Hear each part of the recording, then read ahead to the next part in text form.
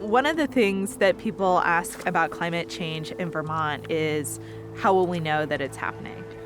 We already know climate change is happening in Vermont. With climate change, some parts of the United States are getting drier and some parts are getting wetter. The Northeast is getting wetter and Vermont is especially so. The definition of extreme precipitation is 1 inch per day. It's mind-blowing to think that we're experiencing 6 inches of rainfall in a 36 or 48-hour period. That is really extreme precipitation. We divide the year in Vermont into frozen days and not frozen days. Frozen days are usually good for snow sports and snow on the ground.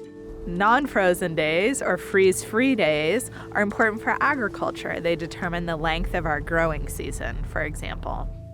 Today, the state has about 16 less frozen days per year than we did in the early 1990s.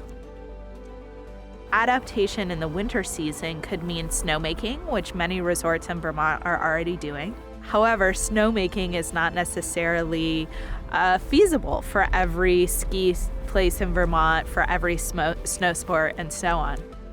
So there's about 5 or 6 small hills around the state of Vermont, and that's down from the 180 that were here in the 50s, 60s, and 70s. The snow we have to take as we get it.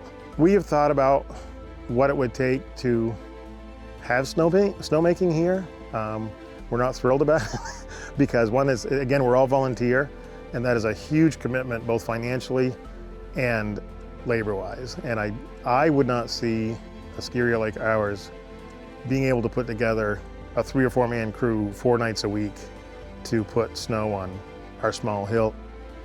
To see these places close down would be a shame to the communities that are served by these small ski areas.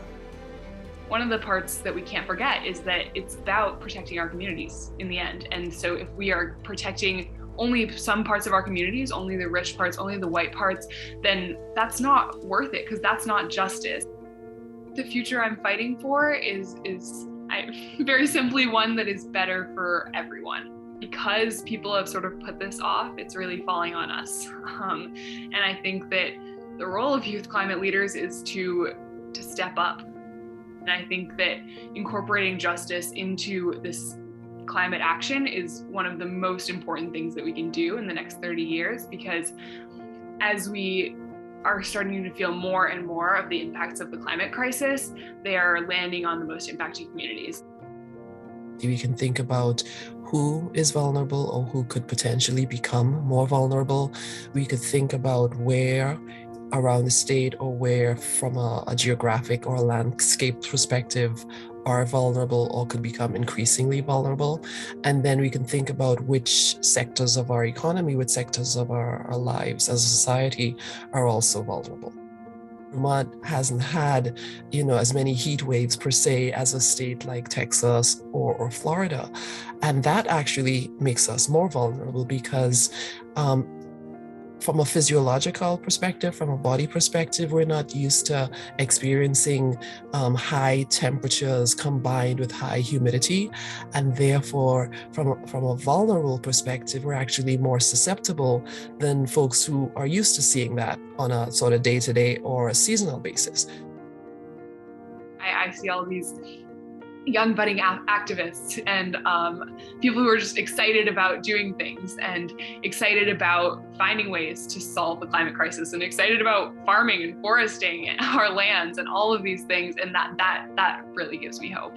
Citizen science is critically important because I always think we're all closet meteorologists. We all talk about the weather, right? You get into an elevator and what do you talk about? If it's not hockey, it's the weather. Right? So we're all closet meteorologists. We all care about the weather. We all care about climate. We all have a role to play. A big challenge with climate change is there's no one solution to climate change. It has to be all of us doing everything we can to make the best future for all of ourselves. And if there's anywhere that's really good at watching out for our neighbors and doing the best thing for our communities, I think it's Vermont.